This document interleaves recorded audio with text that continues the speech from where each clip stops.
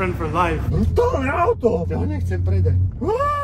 Dobrý deň, moji milovaní televízni diviaci. To som ja, Strejda Kožík, tak ako vždy. A toto je nové, krásne, veľmi špeciálne video. Ktorí sledujete môj Instagram, samozrejme už viete, že som pred chvíľou robil live a vravel, že niekto sa ide pozrieť na túto M5 manuálnu a chce ju kúpiť. Je dosť možné, že toto je posledný krát, čo toto auto takto vidíme spoločne. Ja som dúfal, že by bolo dobré sa s touto M5 rozlúčiť tým správnym štýlom, povedať si, čo to vlastne je, prečo je taká špeciálna, hlavne aj prečo ju vlastne predal. O tom bude dnešné video. Pre tých, ktorí ste noví na tomto kanáli, tak kožené videá sa lajkujú, predtým sa pozerajú, takže dajte like presne v tejto chvíli. Ak nesledujete tento kanál, tak ho začnite sledovať, je to zadarmo. Sme v tom všetci spolu. Samozrejme skontrolujte linky v popise, Instagram, e-shop a tak ďalej. Musím povedať predtým, než sa pustíme do tohoto videa. Teraz pri tomto svetle, keď není až také priame svetlo, keď sa na to auto dívam, je tak strašne ľúto. Keď si teraz vlastne uvedomím, že asi ju predám, pretože povedzte sa mi, jak nádherne vyzerá táto farba na tomto aute. Je to Indiana Police Red, ako som vravel, 6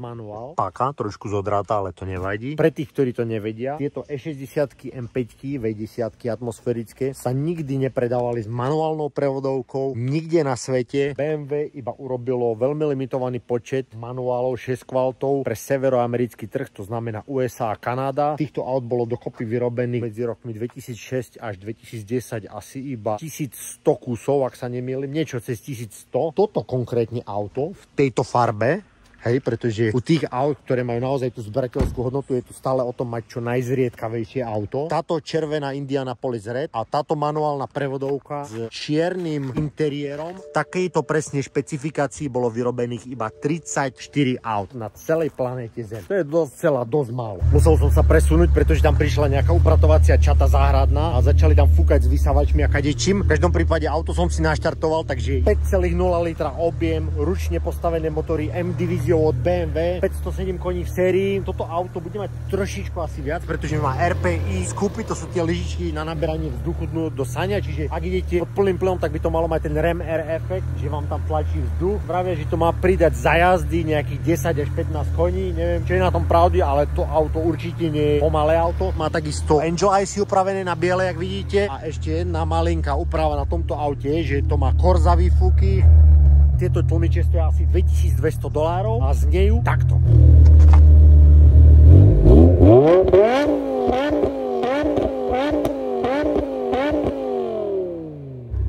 Neviem ako vy, ale podľa mňa to neznie vôbec zle. Keď už sme tuto vzadu, musím poukázať na jednu vec. Ja milujem tento difúzor. Strašne veľa aut, aj moderných, aj starých, hlavne takýchto kadejakých nemeckých, hlavne v dnešnej dobe majú všetko také fejkové, viete, výduchy, náduchy. Tu u tejto M5 toto je skutočný difúzor, kanál na to, že vám tuto prúdi vzduch. Aerodynamika na týchto autách je úplne brutálna a preto to sú jednoducho auta, ktoré aj keď sa začali predávať v roku 2005, tak odblokované v kompletne sériovom stave. Tieto auta dokážu ísť cez 300, 200, koľko ide, jak mi jebe, no cez 330 majú jednoducho maximálku v sérii tieto auta. Ak nemajú teda limiter na tých 250 km za hodinu. Najdôležitejšie samozrejme u tohoto auta je to, ako jazdí, ako rozdielne jazdí. Takýto 6 manuál k SMGčku. Ja do toho auta sadnem a teraz narýchlo sa pôjdeme trošku previesť. Je piatok po obede, to znamená, že cesty sú zaplnené, najhorší trafik, ale skúsime to. Ale predtým, než sa do toho pustíme, pokochajte sa tým, jak toto auto nádherne v tejto farbe vyzerá.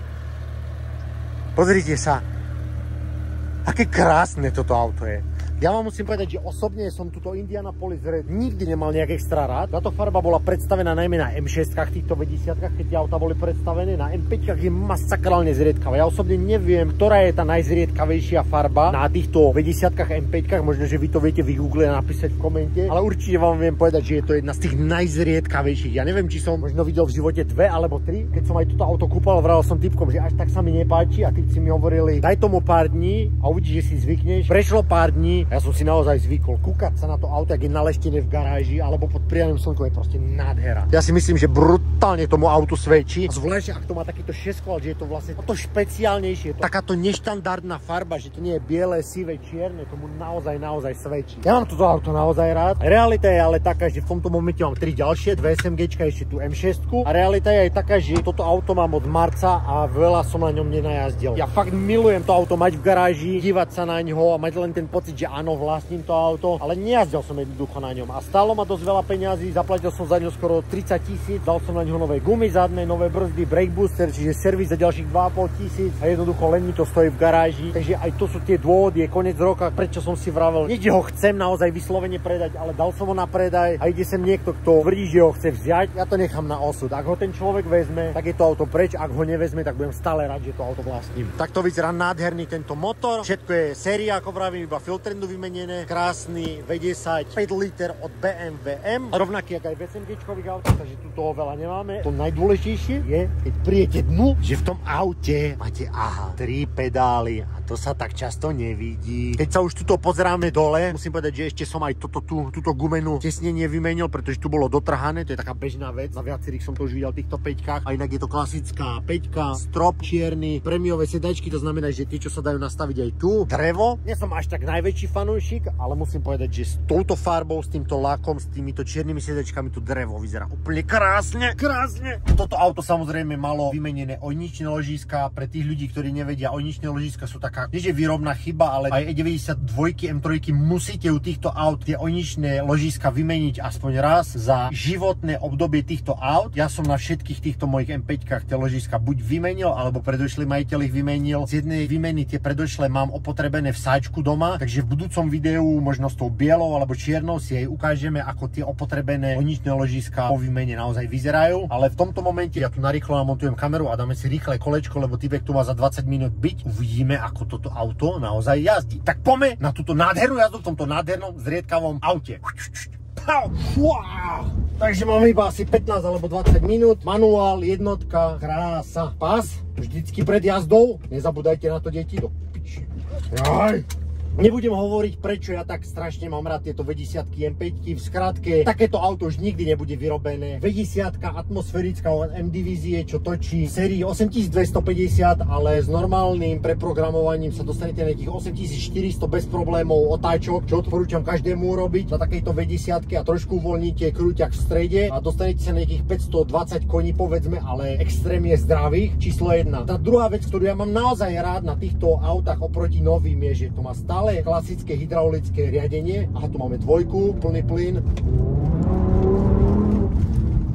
Musím teraz povedať jednu vec. Vidíte, hneď dáte plný plyn v dvojke, auto ide bokom. Nedohovoril som to, že tie autá majú hydraulické riadenie oproti novým autám, ktoré už majú elektronické. Druhá vec, táto M5 E60 je fyzicky menšie auto než nová M3 G80. Není taká široká, má kratší rázvor a myslím, že M3, keď máte v X-Drive novú, je ešte aj váhovo ťažšia než toto tu, takže vlastne táto 5, aj keď to je 5, je menšia než nová 3, čo je šialené. Čiže pre mňa fyzicky toto auto je tá správna veľkosť. Ako som vravel, nové M5 sú na môj vkus príliš veľké. Tá najdôležitejšia vec, žiadne iné auto na svete ako toto tu, zvlášť ak máte manuálnu prevodovku, neexistuje. Kde si môžete užiť proste V10 takúto atmosférickú. Vpredu motor, 4 dvere, zadný pohon a 6 kvalt manuál. Proste to je jedinečný zážitok. Iné žiadne auto ani podobné neexistuje takéto. Tam sme si hneď v prvej zatačke dali trošku maličký šmyk. To mi hneď pripomenulo, v čom sú tieto manuály odlišné od SMG-čiek. A začať musíme u toho, že na tieto manuálne auta sa zniesla trošku vlna kritiky a oprávnenie, pretože ľudia tvrdili od začiatku, že tieto auta nejazdia tak dobre jak SMG-čka. Prečo to tak je, že tieto auta, keď vyšli na trh, boli od základu navrhnuté s tou SMG prevodovkou, hej. Nebudeme sa teraz k SMG vyjadrovať, není to úplne ideálne riešenie, cúka to za malých rýchlostí a v podstate človek musí trošku sa tej prevodovke prispôsobovať na rozdiel od nových prevodoviek, ktoré pracujú lepšie, než kde by ste vy kedy mohli, ale tým, že americký trh je taký obrovský, 350 miliónov plus ešte Kanada, BMW videlo potenciál na to, že môže niekoľko kusov pre týchto, aj keď ich nepredali až tak veľa, hej, vyrobilo sa niečo cez 1100 kusov, ale urobili tieto autá neskôr dodatočne aj s manuálnymi prevodovkami, ale ako vravím, od začiatku boli tieto autá navrhované z SMG, čiže BMW čo urobilo tu, iba zobrali zadnú nápravu z E39 M5, prevodovku, myslím, že aj diferenciál a hodili to na toto auto, čo znamená, že nie nie je sprevodované toto auto s touto manuálnou prevodovkou úplne ideálne k tomuto motoru. SMG má 7 stupňov, tu máte iba 6 stupňov, tu máte vlastne 6 stupňov aj prevod urobený pre E39 s V8 400 koňovou. Hneď tam dole, ak sme dali ten prvý šmik, tak ja napríklad tým, že poznám strašne dobre tie SMGčka, aj toto auto, hneď napríklad v dvojke cítite, že tým, že SMG má 7 stupňov, čiže o 1 stupeň viac sú naskladané tie stupne bližšie a je tá dvojka kratšia a to auto je trošku tak agresívnejšie. Hneď viac ide auto do šmiku, aj proste vy to žijete ho rýchlejšie. SMG auta majú trošku také agresívnejšie v tom, jak jazdia, hej. Preto niektorí ľudia nemajú tieto manuály až tak rádi. Realita je ale taká, že manuálne takéto autá majú zhruba dvojnásobnú hodnotu oproti autám SMG. Či sa vám to páči alebo nepáči, manuálne auta sú zriedkavejšie a majú väčšiu hodnotu. Za mňa osobne, ja mám tieto auta všetky, viac som najazdil na SMGčkových autách, trošku mi to tak asi viac inklinuje k tomu môjmu životnému štýlu aj všetkému. To neznamená, že tieto autá sú zlé. Pozrite sa, máme tam jednotku,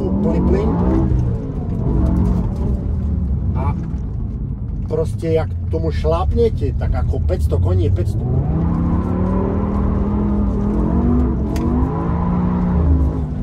Wow! 500 koní je 500 koní. Vidíte, že to ide aj s týmto manuálom krásne. Musím povedať ešte tým, že to pruženie je také mäkké. Vidíte, sa dá auto krásne predvídať, ako sa s ním vlastne dá jazdiť. A normálne teraz, jak sme urobili tú otočku, tak až má...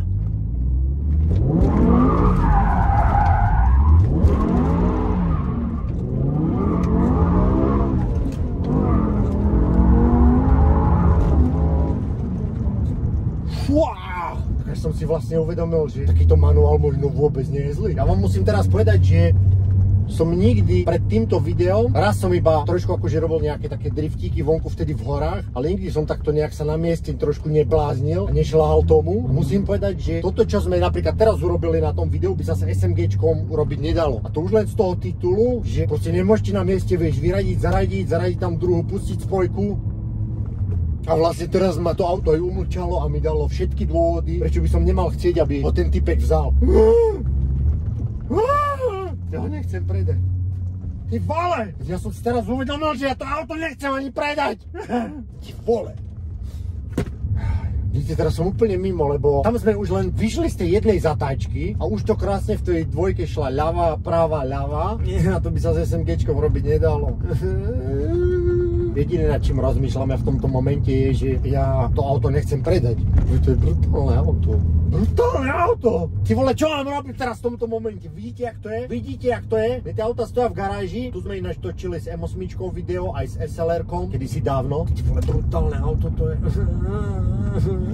Viete čo, ja normálne teraz rozmýšľam nad tým, že neviem, čo urobím teraz, lebo ten typek tu šiel teraz 2 hodiny zo San Diega, takže ja nemôžem povedať tomu človeku, že proste nepredám to auto. Ale teraz rozmýšľam, asi čo by som mal spraviť je predať tam tie auta, čo mám tie SMG a nemať možno 3 SMG auta, ale kúpiť si jednu takúto manuálnu V10 a mať ju iba na bláznenie. Ty vole, takže neviem, čo vám povedať. Víte, chcel som vám dať nejaké tie základné veci o tom, že prečo je toto auto také zriedkavé a prečo to a hento a tamto a prečo áno a nie. A teraz počas tohoto videa ma to auto samotné umlčalo a mi ukázalo, že aké brutálne auto toto vlastne je. A vidíte, to je presne to, prečo ja mám rád toto šasy tejto E60, že to je veľmi také predvídavé. Cítite hneď tým, že to má dlhší rázvor a nemá to taký tvrdý ten podvozok. Dáte proste plyn, volant nemusíte vlastne ním ani točiť, iba ho musíte držať pevne a vy zatočíte plynom. Keď môžete na aute zatáčať plynom, tak to znamená, že sedíte vo veľmi, veľmi dobrom aute. A toto je veľmi, veľmi dobré auto. Vidíte, celý ten príbeh, ktorý som vám rozprával, všetko, čo som vám to chcel povedať, to auto úplne v momente zrušilo a zmazalo. Úplne ma vyplo. Jediné, čo ja môžem urobiť, je tu si zavesiť masaker vôňu a sebe na krk si môžem tie chlpaté vajca zavesiť, pretože vyzerá to tak, že keď to auto predám, tak som akurát tak veľký kokot. Ty vole, ale typek tu prišiel zo San Diega s 2 šekmi, ja to auto musím jednoducho predať, ak ho bude chcieť. Alebo môžem urobiť všetko preto, aby ho nevzal. To je tá druhá možnosť. V každom prípade mám pocit, že aj keď toto auto predám, určite by som v budúcnosti a vo veľmi skorej budúcnosti mal takúto V10 M5 ešte kúpiť a proste nechať si ju ako jedno z tých naozaj špeciálnych, exkluzívnych aut. Ja neviem, možno, že mi môžete vy v komente povedať, aký máte pocit z tohoto auta. Predali by ste ho, alebo by ste si ho nechali, alebo by ste chceli radšej SMG. Ty vole, ale to je to, že ja som nikdy takto sa nesnažil tomu autu úplne na takých malých uličkách nakladať na rýchlo a na silu. Toto sú presne tie veci, ktoré na tom SMGčku urobiť vy nemôžete. Lebo tam sa nemôže stať, že to takto pošlete bokom otočíte, vás to otočí a teraz vyradíte, prejdete, vyšlapnete spojku, lebo to proste vám to SMG nedovoluje. Aj keď už ste v tej rýchlosti, v tých vyšších rýchlostiach, či už kaniony alebo diaľnice, to SMG je ako keby také ostrejšie auto.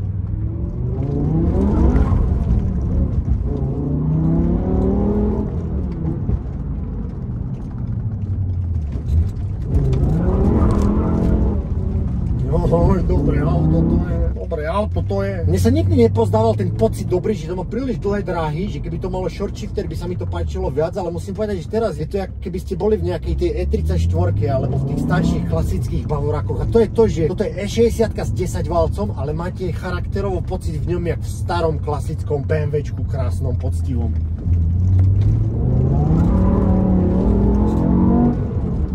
No nic, sme tu, teraz idem na pumpu, ten človek by tu mal byť, uvidíme ako osud rozhodne, či toto auto ešte stále budeme mať, alebo či zmení majiteľa. Poďa von, toto nádherné auto je tu, no a povedzte mi vy, čo si o ňom myslíte. Predali by ste ho, alebo by ste si ho nechali? Bolo to neplánované video, ktoré som urobil veľmi narýchlo, sme v časovej tiesni, v každom prípade je to brutalitné auto 007. Ja v tomto momente si pripadám ako veľký idiot, že to auto idem predávať, ale bohužiaľ vyzerá to tak, že tak sa to stane, tak zatím. Okay, Matt, so are you happy about the car? David, this is my friend for life. Well, I paid him the money. He gave me the deal. You are getting a deal. I'm getting a legend car. This is a legendary car. This is a GOAT car. And in a rare color. And David, I will rarely admit this to another man, is a fucking way better driver than me. I want to learn to be as good a fucking driver as you. You have to spend a little time in the car and get used to it. Beautiful, man. I'm getting brake new. Stunning ass E60 V10. Only V10 BMW ever produced. Yeah. S85 with a manual 6-speed gearbox. One of 34 cars ever made in this color. With the manual transmission. Those Ferraris, you have like thousands. Those 911s, Aston Martin. This is 34 cars. Fair. More than fair. Better than fair. So now it's my job. It's the Christmas special. I'm gonna give him. I get the check Christmas special. This is the West Hollywood Christmas special. No, it was West Hollywood Rainbow Special. There's like some used dildos on the floor and rainbow flags.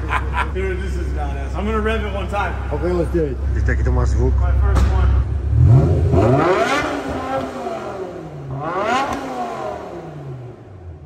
I mean, those Corsa mufflers don't sound bad at all. Actually, it sounds really good. All right. Goodbye car, have fun, bye bye. Taká už odchádza s novým majiteľom, ktorý sa strašne teší. Taký je život. Viete čo? Tu si ale dáme spoločne sľub, že budúci rok kúpim nejakú ďalšiu. Nájdem takú správnu, už som včera pozeral večer, že sa dajú nájsť aj nejaké Dinany, prevrtané motory, nejaké 5,5-ky, 5,7-ky, majú okolo 600 koní, stoja síce okolo 40-50 tisíc, ale uvidíme, jak sa veci podaria, jak sa vyvrbia, ako sa hovorí. Toto nie je posledná manuálna V10, ktorú mám. V tomto momente s vami lúčim, kontrolujte všetky linky v popise a vidíme sa čoskoro. Zatím.